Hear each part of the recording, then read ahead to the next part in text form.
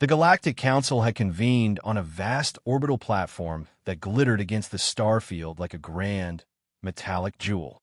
Representatives from over 200 intelligent species thronged the main chamber, exchanging greetings in dozens of languages and through countless nonverbal cues, from shifting scale patterns to subtle telepathic pulses. It should have been a jubilant occasion. The Council had just announced a peaceful resolution to the latest crisis, a potential military standoff with the Drawn Empire. Yet Glexpor of Zentan could not shake the feeling that something was strangely amiss. Hovering a meter or so above the polished floor in his standard-issue Zentan grav chair, he peered across the gathering crowd, his 8 eyes scanning the various delegations. Robed draconian dignitaries spoke softly in corners, their silvered scales reflecting glints of overhead lights. Tall, spindly Fian ambassadors glided gracefully, their translucent skin glowing with shifting hues. Everywhere Glex looked, there was relief and excitement. This new agreement meant no war, no bloodshed, no tragic headlines. The sense of relief was almost tangible. But in the corner of the hall reserved for Earth's delegation, he noticed an odd atmosphere. The human representatives, far from appearing relieved or happy, seemed somber. Vera Martinez, the primary Earth ambassador who had argued so vehemently in favor of diplomatic solutions, now wore a look of subdued disappointment. It was subtle. Her shoulders drooped ever so slightly, and her smile seemed forced, as though she were going through the motions. Glex could not help but tilt his main eye cluster in curiosity. Humans of all species had lobbied the hardest for this peaceful outcome. Why, then, did they appear as though they had just lost something dear? Dra, Glex's assistant, noted the direction of his gaze and flicked his own soft crest membranes in confusion. Ambassador, Zra whispered, have you noticed the human delegation? They do not appear joyful. They look almost as if they are in mourning. I have observed the same, Glex replied, lowering his hover chair to bring him closer to Zra's eye level. It is puzzling. Their statements and interventions these last few weeks were the most fervent pleas for avoiding hostilities. Now that they have succeeded, they should be celebrating. Yet they look positively glum. Zra's skin flickered from pink to pale blue in a pattern of uncertainty. Should we inquire directly? It may be a simple matter of cultural nuance. Zentans were known to be meticulous observers, and Glexpor considered himself particularly adept at noting cross-species signals, but the human's response baffled him. I do not wish to pry rudely, Glex said, yet this might indicate a deeper misunderstanding. Let us watch a bit longer and see if an opportunity arises to speak with them. That opportunity arrived later that evening. After the official announcement of the peace agreement, the dignitaries began to disperse to their respective embassies or private quarters. Glex found a moment to approach Ambassador Vera Martinez, who stood by a towering window that offered a view of distant stars. She was alone, arms crossed, gazing at the starfield. Her reflection, superimposed on the cosmic backdrop, looked especially pensive. Glex guided his hover chair nearer, making sure to emit a low courtesy tone in the Zentan language so as not to startle her. Martinez turned, forcing a polite smile. Ambassador Glexpor, she greeted, I hope you are enjoying the post-summit calm. It has been a very long negotiation. It has indeed, Glex replied with a slow flutter of 2 of his tentacles, a Zentan gesture of respect. And you, Ambassador, have earned a fine rest, yes? You and your colleagues were instrumental in steering this crisis toward peaceful resolution. Martinez's smile looked genuine for a fraction of a second, then faded. Thank you, she said. Peace was the best outcome. Glex studied her posture. Yet, you seem less than delighted. May I ask what troubles you? He expected perhaps a personal issue, or maybe a certain tension over future negotiations. Instead, Martinez glanced around as though making sure no one else was listening. Then she sighed. It's nothing official, she said carefully. Just a quirk of human diplomats, I suppose. We put so much effort into certain preparations, and then, when those preparations become unnecessary, there's a moment of letdown. Glex found the statement perplexing. Preparations for conflict? If you wanted peace, why would you be disappointed that war has been avoided? Martinez shifted uncomfortably. It's complicated. Let me just say that we always get ready for the worst-case scenario, and part of that readiness involves something intangible. Look, Ambassador, I don't want to appear ungrateful for this outcome. Peace is absolutely what we want. But there are these, well, unspoken traditions we have. Unspoken traditions? Glex repeated. His curiosity intensified. The notion that humans had some secret custom that made them disappointed at the arrival of peace was incongruous. Would you be willing to elaborate? Martinez hesitated, then shook her head lightly. I'd prefer not to go into detail here. Perhaps we can speak privately tomorrow at the Earth Embassy. There's a small garden within the complex that might offer us some quiet. When Glex agreed, Martinez gave a curt nod. All right then. Until tomorrow, Ambassador. Congratulations again on the Council's peaceful resolution. And with that, she slipped away, leaving Glex poor with more questions than answers.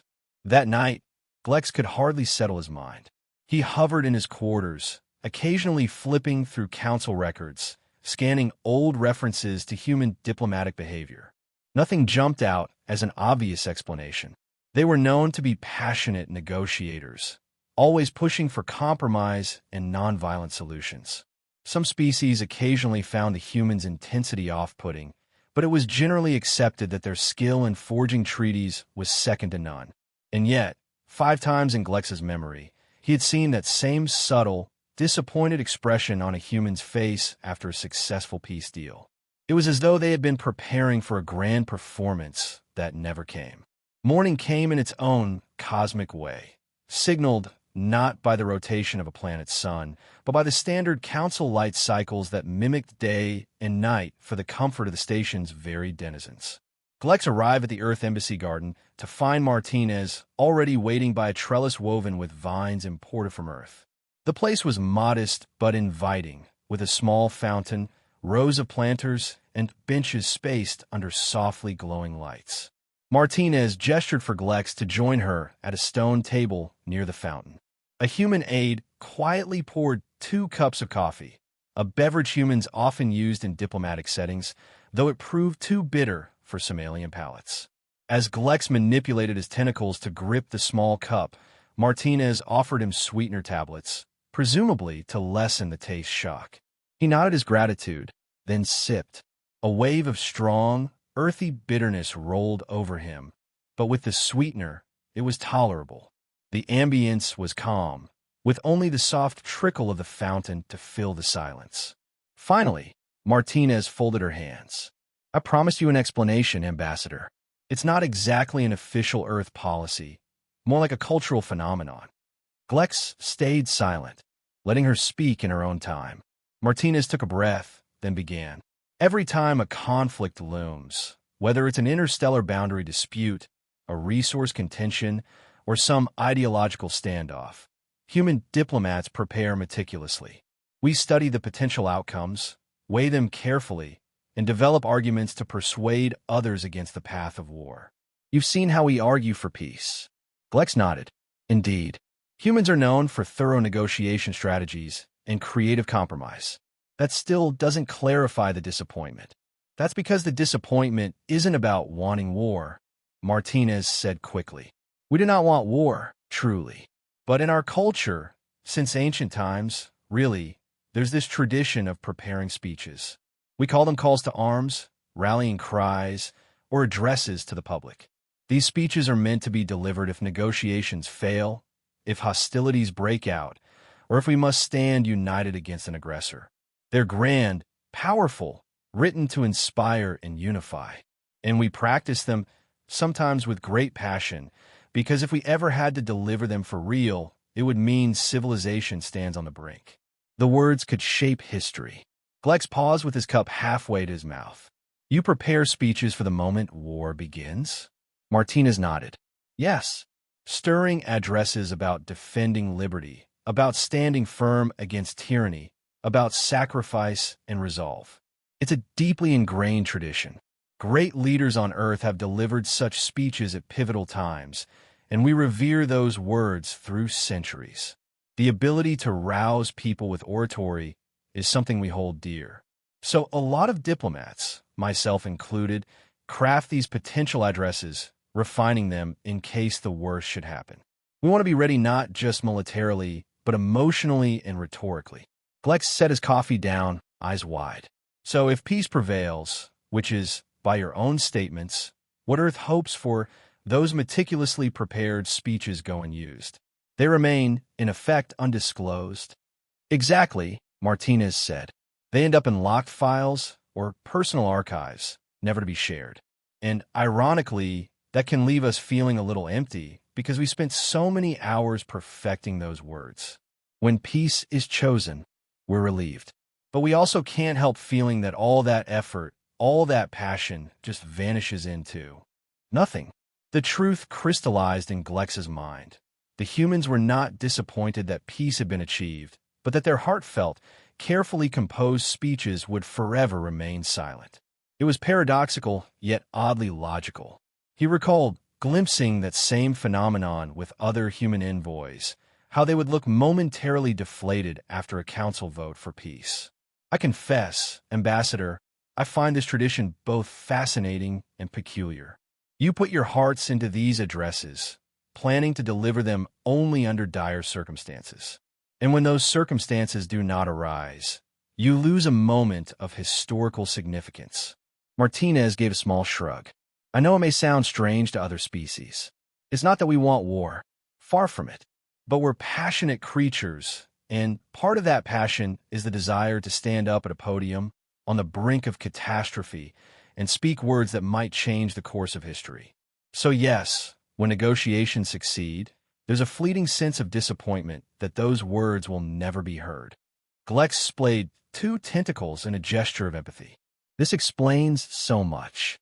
Humans have always been staunch advocates for peace, yet you carry an undercurrent of longing for a grand speech moment. We've misunderstood that longing as disappointment or gloom.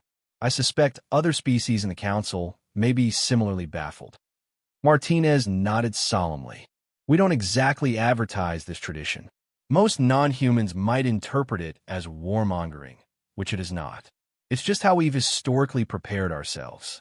There's a sense of romantic heroism in delivering the definitive call to arms. For a moment, Glex simply absorbed her words. Then an idea stirred in his mind. Ambassador, I think this tradition is worth investigating more deeply. Not to judge, but to understand. May I inquire with your fellow diplomats about their experiences? Strictly for cultural knowledge. Martinez hesitated, then relented. If you approach them diplomatically, yes. I can introduce you to Ambassador Tunda Okafor. He's our most senior diplomat at the Council, with decades of experience. He has a personal archive of speeches you might find interesting. He'd know more than anyone about this practice, but please be discreet. Glex bowed. You have my word. Thank you for sharing this with me. That evening, Glex confided his findings to Zra. The assistant's skin rippled with puzzlement. So they lament that their big declarations go unused? But they're the same ones who push for peace. It seems contradictory. It is only contradictory if you view it superficially, Glex said. Humans are complex. They want peace in reality, but they also dream of a dramatic moment to unify their entire species with grand rhetoric. It's a paradox of hope and drama. Zra sighed, though the faint swirl of pink along his crest indicated curiosity. How will you proceed? I wish to learn more. We may have discovered something that could either remain a curious footnote in the annals of diplomacy or become a key to bridging cultural gaps.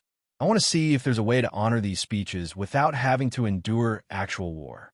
Perhaps we can create a forum or something similar, so they aren't lost. Zra blinked rapidly. You mean letting them deliver these war addresses after a peaceful resolution? Wouldn't that be contradictory? Glex shrugged with all 8 tentacles. We shall see. I'll speak with more humans, see if there's an appetite for such an idea. It might sound absurd, but I recall the Fian also create music for dire catastrophes that never occur, and the Valerians write epic poems of heroes who never had a fight. We may not be the only species who invests emotionally in hypothetical disasters. The next day, Glex used his diplomatic clearance to access the Council's historical archives. He found references to countless near conflicts that ended in last-minute deals, many involving Earth's negotiation teams. There were cryptic references in some documents, indicating classified material about prepared remarks for global mobilization or speeches for indefinite contingencies. Intrigued, Glex pressed further until he discovered the earliest recorded instance. A centuries-old dispute over mining rights near Proxima Centauri, which nearly escalated into open hostilities between Earth and the Relian Confederacy. At the time, a human ambassador named Kyoko Tanaka had prepared a monumental speech that, rumors said, had the potential to rally half the galaxy against the Relians if war had erupted. But the crisis was resolved peacefully, and the speech was never delivered. Summoning the limited archival access he possessed, Glex requested permission to view this undelivered address. After hours of bureaucratic wrangling, an aide escorted him and Zra into a private holographic viewing room. The lights dimmed. A flicker of static and a hologram of a stern-faced human woman appeared. She wore an antique version of Earth's diplomatic uniform. Then the computerized voice said, "Ambassador Kyoko Tanaka, Proxima Centauri Crisis Contingency Address, recorded but never delivered." She began to speak, and Glex soon found himself enthralled. Although the archaic Terran references flew by quickly, the emotional cadence was unmistakable.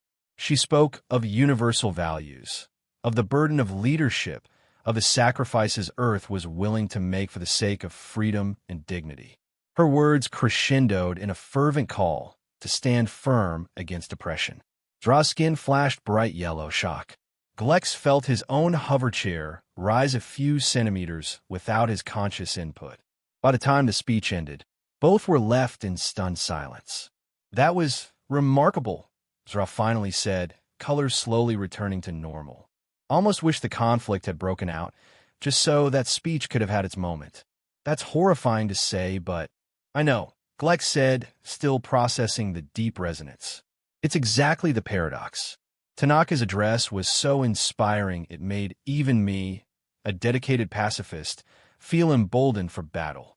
Yet it was never heard by the public, because war never came." Zra shook his head. "It's wasted brilliance. I suppose peace is always preferable, but the effort put into these speeches is extraordinary. No wonder humans feel that pang of loss when everything ends quietly." Glex turned toward the data terminal. "And there are many such speeches, apparently. Tanaka's address is just one file. Ambassador Okafor likely has his own collection. This phenomenon is bigger than we realized." That same day, Glex paid a visit to the office of Tunda Okafor, Earth's senior diplomat at the Council. Okafor was a tall, broad-shouldered man with a lined face and a white beard, exuding both gravitas and kindness. He welcomed Glex with a firm handshake and offered him a seat in a warmly lit office, its walls lined with shelves of physical books, an old Earth tradition rarely seen among advanced species. "I hear you've stumbled upon our little secret," Okafor said with a subdued chuckle. "These undelivered speeches have quite a storied history. I have a personal archive with, well, far too many, if I'm honest." Glex studied the old diplomat's expression. "I won't pry into anything classified, Ambassador, but I'm deeply curious about how widespread this practice is." Okafor leaned back, folding his hands. "It's nearly universal among us. Every Earth diplomat with enough experience has prepared at least one major address in case negotiations fail. Sometimes it's for war. Other times, it's for a catastrophic event or first contact with an unknown threat. We humans feel a need to articulate our stance in words at pivotal moments. We believe words shape our reality." Glex nodded slowly. "That aligns with what Martinez told me. This is not simply about conflict, but about any watershed moment that demands emotional clarity and historical significance." Okafor sighed. "Exactly. I have speeches prepared for if an enemy invades council space, if a plague sweeps across star systems, even if we discovered a massive cosmic threat like a rogue black hole. It might never come to that, but we craft the words all the same. And when the crisis passes peacefully, those speeches remain locked away. It's bittersweet. Glex considered this carefully.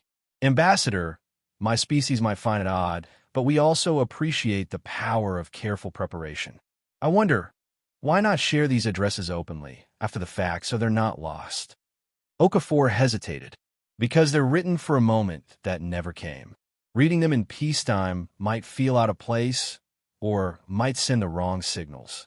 It could look like we're glorifying war or lamenting that a disaster didn't happen. But that's a misunderstanding, Glex said, voice gaining excitement. Surely there's a way to present them as a testament to the gravity of the situation and to the skill of the negotiators who prevented that outcome. You wouldn't be praising violence, but acknowledging the emotional readiness that went into facing it. Okafor rubbed his chin. You raise an interesting point. I suppose many species do have their own what-if cultural expressions. We humans, though, have turned it into an oratorical art form. Glex's tentacles waved in a gesture akin to a nod. Precisely. I've discovered that the Fian compose symphonies for hypothetical wars. The Valerians write epic poems for fallen warriors who never actually died. It's not so different, but the humans have perfected the art of speech-making. Okafor's thoughtful silence stretched on. If you're suggesting we create some official or quasi-official forum to share these addresses post-crisis, I imagine the Earth delegation will be torn. On one hand, it might be a relief to see these works appreciated. On the other, we'd worry about how it's perceived. That concern is valid, but I believe there could be great value in letting the Council witness and understand. Think of how it might promote empathy between species. Instead of suspecting humans of being covert warmongers, the Council might see you as a culture that invests deeply in the rhetorical defense of peace. Okafor's eyes glimmered. You're more right than you know. Let me speak with my colleagues. If there's a chance to bring this idea to the broader Council, we may be open to it. Glex left that meeting energized, though he was certain that not everyone would be as receptive. But the seeds of a plan had taken root in his mind. Later, in his own small office, he confided to Zra, I want to propose a new council tradition, something like a forum of undelivered addresses. After each major crisis is peacefully resolved, ambassadors could voluntarily present the speeches they had prepared for the worst. That way, the artistry and emotional depth isn't lost, and maybe the disappointment we see among human diplomats would be tempered. Zra's crest shifted from uncertain blue to intrigued green. It's daring. Some species might see it as a bizarre or pointless spectacle. Glex's tentacles curled with determination. Perhaps, but others might find it profoundly moving. Let me draft a proposal. Thus it was that Glexpor requested an emergency session of the Council. The official reason was vague. Significant cultural insights relevant to the functioning of interstellar diplomacy.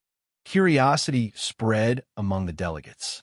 Humans, in particular, grew anxious, suspecting that Glex might reveal their private tradition to the entire assembly. Yet they could not withdraw from an official council session without cause. And so, a week later, representatives gathered once more in the vast circular chamber, rings of seats arrayed around a central dais. Supreme Counselor Vex, a draconian elder with shimmering silver scales, called for order. Glexpor guided his hover chair to the center.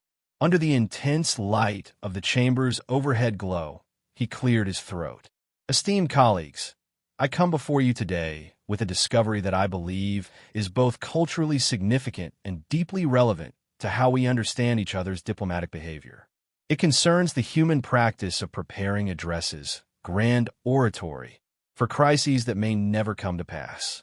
He then explained everything he had learned, how humans devote tremendous emotional and rhetorical effort to crafting speeches for potential conflicts, how those speeches remain locked away if peace prevails, and how this leads to a subtle disappointment that many have observed among Earth's envoys. An uneasy murmur ran through the chamber. Some delegates looked skeptical, others appeared intrigued. The human ambassadors, including Martinez and Okafor, were tense yet resolved. I did not share this to embarrass Earth, Glex continued gently. On the contrary, I see it as a testament to their dedication.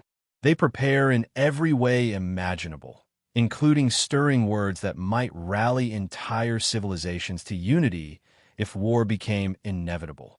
Yet because they're so adept at forging peace, these addresses remain unheard, their potential lost to time. This is not unique to humans, as I have discovered. Many species preserve similarly used forms of expression, from epic poems to dramatic compositions. The draconian supreme counselor tilted his long head. Ambassador Glexpor, you have our attention. But what do you propose we do with this information? Glex inhaled, as best as a Zentan could, steadying himself. I propose that we establish a new tradition within the council, a formal session after a crisis is resolved. We may call it a forum of undelivered addresses. At this forum, those who prepared for the worst can present their words, voluntarily, of course. We would not be celebrating the idea of war, but instead acknowledging the emotional and rhetorical energy poured into preventing it. In this way, no one need feel that their efforts have been wasted. A ripple of reaction passed through the assembly. The Valerian ambassador, whose species possessed luminescent gills, glowed softly in contemplation. The Fian envoy, shimmering with subtle color changes, whispered something to a colleague. Then Tunda Okafor stood and addressed the council. This is indeed a private tradition among us humans, he said, voice resonant. But perhaps Ambassador Glexpor is correct. If handled properly, sharing these addresses might foster deeper mutual understanding. Peace is what we all seek, and these words, though prepared for war, often articulate the ideals we hold dear. If the council is open to it, I would support a pilot session. Some delegates voiced concerns. Would this forum glorify conflict? Would it create confusion about the council's unwavering stance for peace? But Glex argued that it would do the opposite, offering closure and shared insight into how close the galaxy sometimes comes to disaster, and how passionately delegates labor to avoid it. Slowly, the tide shifted in favor of trying something new. A vote was cast, not unanimous, but a clear majority sided with implementing the trial. The test case would be after the signing ceremony of the peace treaty with the Drawn Empire at Outpost Station 7 in 2 weeks' time. If the humans, and indeed any other species who wished to join, had speeches they'd prepared for a war that never happened, they would be given a platform to present them without fear of ridicule or reprisal. When the session adjourned, Martinez caught up to Glexpor in the corridor. Her cheeks were flushed, but she wore a small, wry grin. You've exposed one of our deep cultural quirks to the entire council. I'm still not sure if I should thank you or scold you. Glex responded with a good-natured flutter of tentacles. I hope you choose gratitude, Ambassador. This tradition could become something beautiful. She regarded him quietly, then let out a soft laugh. We'll see. For now, at least, the council has agreed to try. I suppose I should start polishing the speech I never got to deliver.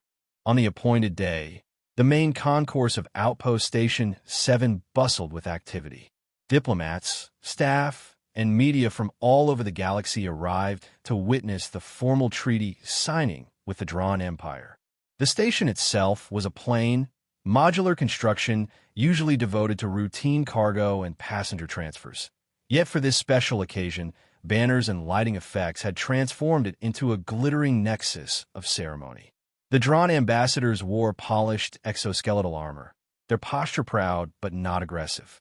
The official signing was swift and without incident. With that, another crisis concluded peacefully.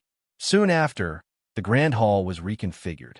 Rows of seats ringed a central podium. While the treaties were being filed and celebrated, the council participants waited with mild curiosity. Some had no intention of listening to speeches prepared for a non-existent war, considering the idea bizarre. But many stayed out of either courtesy or genuine interest. Supreme Counselor Vex spoke briefly at the podium. We gather now for the inaugural forum of undelivered addresses. Let this be a place where those who prepared words for darker outcomes can share them, so that we, in peace, may appreciate the gravity of what might have been. Ambassador Vera Martinez from Earth, you have volunteered to go first. Martinez approached, resplendent in formal Earth diplomatic attire. She took a deep breath, scanning the silent audience. Her gaze flicked to Glexpor, who gave a subtle nod of encouragement. Then she began. "Fellow sentients of the Galactic Council," she intoned, voice resonating through the hush. "The Drawn Empire has chosen aggression. Our efforts at negotiation have been met only with deception and the threat of force. Now, we stand at the precipice of war, a war that we do not seek but can no longer avoid." Her speech soared from there, filled with vivid imagery of allied unity, of standing firm against oppression, of protecting future generations from tyranny. She spoke of the sorrow of shedding blood, the weight of the decision, and the moral clarity that forced them to take arms. The rhetorical passion was unmistakable. Even though the drawn crisis had ended peacefully, one could feel how precarious that peace had been. As Martinez concluded, a hushed stillness enveloped the room. Then, in unspoken agreement, the entire gathering remained respectfully silent. Applause would have felt out of place, as though celebrating the idea of war. Instead, they held a collective moment to acknowledge the magnitude of what could have happened. Martinez stepped back, shoulders trembling slightly, her face reflecting relief and a tinge of sadness. A representative of the Fian took the stand next, not to speak, but to perform a short requiem that would have accompanied a funeral ceremony for Fians if war had broken out. It was hauntingly beautiful, a gentle, plaintive melody meant to mourn the fallen. No such casualties existed, yet the performance reminded everyone how close conflict had come. The atmosphere grew heavier with each note. To the crowd's surprise, the Drawn's own ambassador requested to speak. The council parted uneasily to let him approach. His speech was not a call to arms, but a grim manifesto that explained why, from Drawn's perspective, war seemed necessary. It rationalized the Empire's stance, revealing how certain political pressures at home had demanded a show of force. That speech, too, had gone undelivered because the crisis ended before the Empire reached the point of formal declaration. Hearing it now shed light on how easily tension could spiral when both sides felt cornered. At the end of the forum, Glexpor found himself approached by ambassadors and attachés from dozens of species. The mood was subdued but reflective. To Glex's relief, many expressed gratitude for the chance to witness these hidden rhetorical gems, to feel, if only briefly, the intensity behind them. Some delegates admitted that they, too, had stashed away addresses or artistic works, never believing they could share them publicly. The sense of empathy in the hall was unmistakable. Martinez, having recovered from her emotional reading, stood by the side, gazing at the stage with watery eyes. Glex hovered over. "How do you feel?" She let out a breath. "Exposed, honestly. I always imagined delivering that speech in the worst possible moment to rally my people. Instead, I recited it in peacetime. It was cathartic in a way." Glex offered a slow Zentan bow. "Thank you for sharing it. Now none of us need wonder why you looked sad after the treaty. We can all appreciate your passion." Martinez's lips curved into a wistful smile. "Maybe next time, when peace prevails, we won't feel quite so deflated. Because there's a place for these words to be heard." A few days later, the council released a short resolution declaring the Forum of Undelivered Addresses an optional but welcome tradition, to be held whenever a major crisis was resolved peacefully.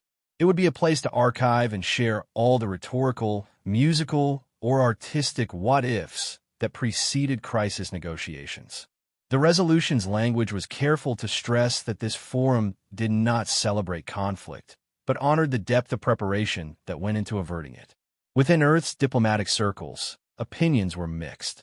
Some still felt it was an odd practice to publicly air doomsday proclamations once the threat had passed.